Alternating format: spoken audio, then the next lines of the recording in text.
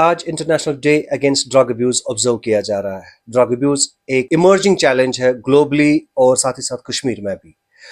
इस दिन को लेकर कश्मीर की सूरत हाल ड्रग अब्यूज को लेकर किस तरीके की है, इस पर मेरे साथ बात करने के लिए एमहांस के सीनियर कंसल्टेंट डॉक्टर फजल हैं और उनसे ही हम बात करते हैं और जानते हैं इस दिन के हवाले से क्या कुछ उनके पास आज तैयारियां थी और इस दिन को लेकर हमारे इस कश्मीर में क्या एदाद व शुमार हैं सब्सटेंस अब्यूज को लेकर। डॉक्टर साहब, बहुत बहुत शुक्रिया कश्मीर लाइव से बात करने के लिए।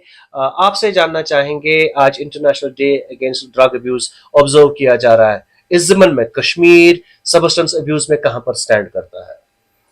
अस्सलाम वालेकुम। अगर हम international day against drug abuse and illicit trafficking की बात कर लें तो 26 एवरी ईयर 26 जून को मनाया जाता है। इस बार जो थीम थी that was investment in prevention, the evidence is clear, evidence investment in prevention. तो जो मेन फोकस जो इसका था डेट इज कि हम प्रिवेंशन पे ही बात कर रहे हैं। हम यूजुअली बात कर लेते हैं हम ट्रीटमेंट पे ही, ट्रीटमेंट जो जिनको हम कोट एंड कोट आइडेंटिफाइड या रिकॉग्नाइज्ड सब्सटेंस यूजर्स कहते हैं। इस बार का जो थीम था डेट वाज प्रिवेंशन। सो कि हम जो नई जनरेशन है जो इससे अफेक्टेड नहीं हुए हैं उनको बचाएं, और अगर कोई इंडिविजुअल है, कोई इंसान है जिसने रिसेंटली स्टार्ट किया है, उसको हम जल्दी से जल्दी ट्रीटमेंट प्रोसेस में इन्वॉल्व करें और उसको हम फर्दर डिटोरेशन से, फर्दर कॉम्प्लिकेशन से बचाएं। अगर हम अपने कश्मीर की बात करें तो 2018-19 तक हमारी वैली में उतने ज़्यादा सब्सटेंस यूजर्स नहीं थे। हमारे पास जो पेशेंट्स आते थे वो ज़्यादातर कैनबिस, पेन किलर्स जैसे ट्रामाडोल या कोडियन कंटेनिंग कफ सिरप्स होते थे। अब फ्रॉम लास्ट 2-3 ईयर्स में ये काफ़ी ज़्यादा सिनेरियो बिल्कुल चेंज हुआ है। इंजेक्शन हेरोइन हमारे लिए एक बड़ी प्रॉब्लम आ रही है। कैनबिस तो अब ऑलमोस्ट एवरी हेरोइन यूज़र जो हमारे पास आ रहा है उसके साथ साथ वो हेरोइन के साथ साथ कैनबिस भी कर रहा होता है। हेरोइन की वजह से प्रॉब्लम ये है कि हेरोइन में कॉम्प्लिकेशंस काफ़ी ज़्यादा हैं।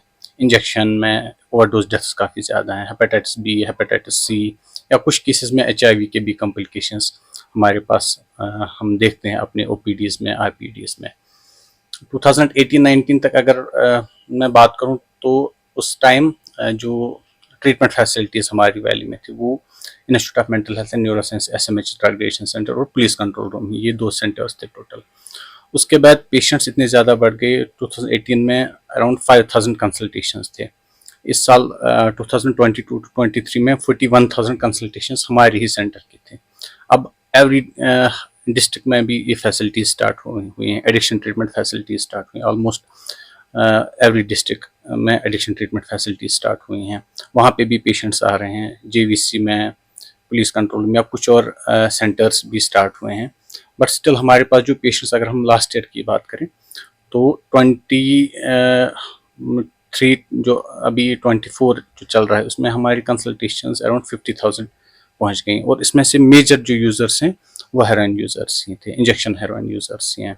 कुछ पेन किलर्स भी हैं जैसे ट्रामाडोल, टपेंडोल के भी अब कॉम्प्लिकेशंस आ रही हैं। और अब रिसेंटली हमने देखा है कि प्रेगाबलिन यूज़ के काफ़ी ज़्यादा पेशेंट्स आ रहे हैं। ये यूजुअली जो आजकल का सिनेरियो हम देख रहे हैं।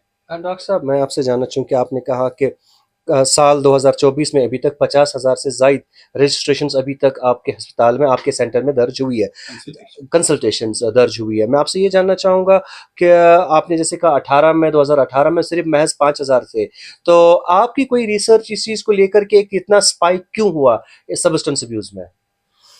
एक्चुअली 2022 में ज़्यादा एक रिसर्च हमने की थी कश्मीर वैली में in collaboration with department of social welfare and directorate of health services में।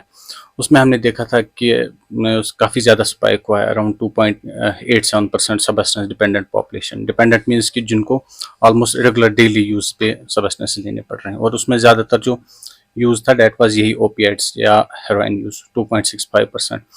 रीजंस क्या क्या रहे हैं, अवेलेबिलिटी काफ़ी ज़्यादा थी उस टाइम, कुछ इश्यूज़ भी थे, पॉलिटिकल इश्यूज़ भी, और यूजुअली अगर हम सब्सटेंस यूज़ की बात करें तो mental health issues, substance use ये एक साथ ऑलमोस्ट आते हैं। मेंटल हेल्थ इश्यूज़ काफ़ी ज़्यादा आ रहे थे, फाइनेंशियल इश्यूज़, पॉलिटिकल टर्माइल हुआ था, तो those were usually the reasons जिनकी वजह से सब्सटेंस यूज़ काफ़ी ज़्यादा बढ़ा था, और अवेलेबिलिटी सबसे ज़्यादा जो इम्पोर्टेंट है। अब जब से फैसिलिटीज़ स्टार्ट हुई हैं, कुछ सप्लाई रिडक्शन भी काफ़ी ज़्यादा हुई है, गवर्नमेंट की तरफ से भी कुछ इनिशिएटिव्स हुए हैं, उनकी वजह से हम देख रहे हैं कि एक टाइम पे जब हम 2022-23 में हमारे पास ऑलमोस्ट 25 to 30 पेशेंट्स आते थे एवरी डे, जो नए नए यूजर्स होते थे, जो पहली बार हमारे पास ट्रीटमेंट प्रोसेस में आ रहे थे। अब वो नंबर बिल्कुल रिड्यूस होकर ऑलमोस्ट 9-10 आ रहा है।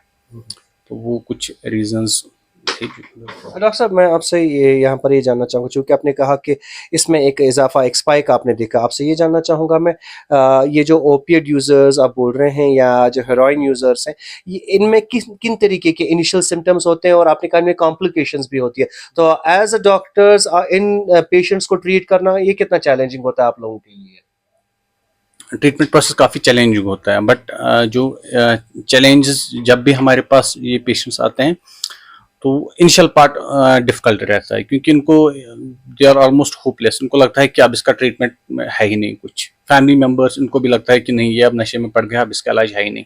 कॉमन मिथ यही है कि जिसने एक बार नशा कर लिया, जो एक बार इस नशे की बीमारी में फंस गया, वो अब इससे नहीं निकल सकता है। तो उस मिथ को दूर करना जो काफ़ी, और स्टिग्मा यूजुअली फैमिलीज की तरफ से, फ्रेंड्स की तरफ से, उस स्टिग्मा को दूर करना वो काफ़ी ज़्यादा चैलेंजिंग रहता है। बट जैसे ही पेशेंट्स हमारे पास आते हैं, उनको लगता है कि नहीं, ट्रीटमेंट प्रोसेस से उनके सिम्टम्स कम हो रहे हैं, उनके विड्रॉल्स जो डिफ़िकल्ट पीरियड होता है वो कम हो रहे हैं, उसके बाद वो यूजुअली उनको ट्रीट करना थोड़ा ईजी रहता है हमारे लिए। अगर हम सिम्टम्स की बात करें कि इनिशियल सिम्टम्स क्या क्या रहते हैं, इनिशियल सिम्टम्स यूजुअली वेरिड रहते हैं। जैसे ओपिएड यूजर्स में क्या सिम्टम्स रहते हैं कि इनिशियली जब पेशेंट यूज़ करता है, he feels a sense of relaxation, उसको थोड़ा सा मज़ा आता है। बट यूजुअली जब वो डिपेंडेंट बनता है, फिर उसमें फिर सिम्टम्स आते हैं, विड्रॉल सिम्टम्स, बहुत ज़्यादा पेन होना, आंखों से आंसू आना, डायरियाज, लूज मोशंस हो सकते हैं, या बाकी कुछ और भी सिम्टम्स। बहुत सबसे ज़्यादा कॉमन जो सिम्टम आता है, दैट इज़ सीवियर पेन। वो यूजुअली डॉक्टर्स के पास उसकी वजह से आता है। डॉक्टर साहब, अब चूँकि जो इस लत में जो है मुब्तला होते हैं, अक्सर न कि सिर्फ़ ये ज़हनी तौर पे फ़िज़िकली जो है इसके शिकार हो जाते हैं, ज़हनी तौर पे भी शिकार हो जाते हैं। आपके इस सेंटर में ऐसे कितने दाखिले होते हैं जो ज़हनी तौर पे फिर बीमार हो जाते हैं और वजह जो सबब होता है उनका बीमार होने का, ये वो ड्रग होता है, वो सब्सटेंस अब्यूज़ होता है? अगर हम एडमिशन्स की बात करें, तो ऑलमोस्ट एवरी डे हमारे पास जो सेंटर है हमारा एसएमएचएस में, उसमें 15 बेड्स होते हैं। तो 15 बेड्स ऑलमोस्ट ऑक्यूपाइड रहते हैं हमारे पास। तो एवरी डे 3-4 एडमिशन्स होते रहते हैं हमारे पास। तो और अगर हम परसेंटेज करें कि देखें कि कितने पेशेंट्स हैं जिनको मेंटल हेल्थ इश्यूज़ हैं, almost 60-70% of people with substance use है mental health issues. Mental health issues काफ़ी ज़्यादा वेरिड करते हैं। किसी में डिप्रेशन के बहुत ज़्यादा चांस रहते हैं, साइकोसिस, अपने आप से बातें करना, सेल्फ केयर ठीक नहीं होना, और डेलिब्रेट सेल्फ हार्म, मतलब अपने आप को नुकसान पहुंचाना। इनमें काफ़ी ज़्यादा हाई रिस्क रहता है सुसाइड अटेम्प्ट करने की। तो उनको भी हमें, जैसे जैसे ये हमारे पास आते हैं, तो सब्सटेंस यूज़ जैसे हेरोइन यूज़ के साथ साथ हम इस चीज़ को भी देखते हैं कि इनके जो मेंटल हेल्थ इश्यूज़ हैं वो भी हम एड्रेस करें।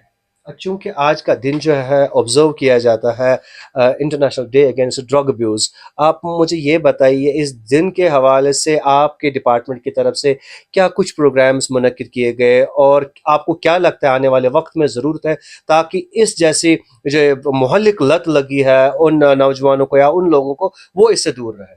जी, आज हमने एक प्रोग्राम किया था डिपार्टमेंट ऑफ सोशल वेलफेयर के साथ, जिसमें ऑनरेबल डीसीपी आए थे श्रीनगर। उन्होंने इस पे बात की। हम आज का जो प्रोग्राम था, इसमें हमने कुछ आंगनवाड़ी वर्कर्स को ट्रेनिंग दी कि वो कैसे आइडेंटिफाई करें ऐसे बच्चों को, ऐसे इंडिविजुअल्स, ऐसे इंसानों को जो सब्सटेंस यूज़ या ड्रग यूज़ में फंसे हुए हैं, और उनको फिर कैसे हमारे पास या जो इनके नियरेस्ट जो नज़दीकी ट्रीटमेंट सेंटर्स हैं वहाँ पे लाएं। हमने ऑलमोस्ट 180 आंगनवाड़ी वर्कर्स को आज ट्रेनिंग दी। उसमें हमारे कुछ एक्सपर्ट्स भी थे, तो उनके साथ हमने बात की। आखिर में मैं आपसे डॉक्टर साहब सवाल करना चाहूँगा, कहते हैं कि जिसने सिगरेट की शुरुआत की वो बाकी नशों पे भी आ जाता है। सिगरेट एक का आम चीज़ बन चुकी है आज के दौर में। अगर हम देखें, इवन स्कूल गोइंग किड्स वो भी स्मोक करते हैं, हायर सेकेंडरी के बच्चे वो भी सिगरेट स्मोकिंग करते हैं और इनफैक्ट इवन ओपनली स्मोक करते हैं। As an expert, as an mental expert, as an psychiatric expert, आपको क्या लगता है कि सिगरेट जैसी इस लत को रोकने के लिए पेरेंट्स और सोसाइटी का कितना अहम रोल बनता है? जी बिल्कुल। अ, जो थीम ही इस साल का था, डैट वाज प्रिवेंशन। तो हमें बचाना है इनको। अगर हम जो भी हमारे पास पेशेंट्स आते हैं 95% पेशेंट्स ऐसे हमारे पास आते हैं जो स्टार्ट कर लेते हैं सिगरेट से कैनबिस से फिर हेरोइन या अदर किस्म के बाकी किस्म के जो हार्डर काइंड्स ऑफ ड्रग्स आते हैं हमारे पास। तो अगर हम सिगरेट को यूजुअली बोलते हैं गेटवे ड्रग्स, क्योंकि इसकी वजह से अगर किसी ने सिगरेट स्टार्ट किया तो वो फिर ग्रेजुअली हार्डर ड्रग्स में मुब्तला होता है। तो अगर हम सिगरेट पे ही फोकस करें will be able to manage other substances. Family members plus community का रोल काफ़ी इंपॉर्टेंट है, क्योंकि फैमिली मेम्बर्स में जब भी ये सिगरेट यूज़ को लेके डिसअप्रूवल होगा तो देयर आर लेस चांसेस कि वो जो बच्चे हैं वो सिगरेट या बाकी किस्म के नशों में मुब्तला हो जाएं। चलिए, बहुत बहुत शुक्रिया। ये थे डॉक्टर फजल साहब जो कि कंसल्टेंट है इमहांस श्रीनगर में, और उनका ये कहना है कि इस दिन के हवाले से कई सारे प्रोग्राम्स जो है कई सारे मुकामात पे जो है हुए होंगे, लेकिन जो ये कहा जाता है कि सिगरेट जो है एक गेटवे ऑफ ड्रग्स जिसे कहा जाता है, अगर इस पर कंट्रोल इनिशियल लेवल पे ही हो जाए तो आने वाले वक्त में जो जनरेशन है हमारी ऐसी एडिक्शन से अपने आप को बचा सकते हैं।